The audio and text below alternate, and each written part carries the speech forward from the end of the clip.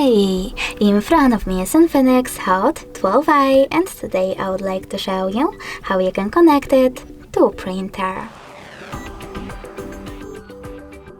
First of all, go into Settings. After that, you need to click on More Connections. Then choose Printing, and over here click on Default Print Service or choose Add Service and download the preferable one. I will go with HP one because I have HP printer.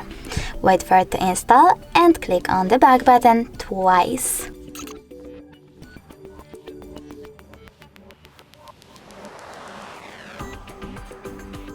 Now click on your print service and tap on this switcher if it's not already on. Your device is now looking for a printer. When it finds one, it will connect to it right away. Thanks so much for watching. If you enjoyed this video, don't forget to leave a like, comment and subscribe. Bye!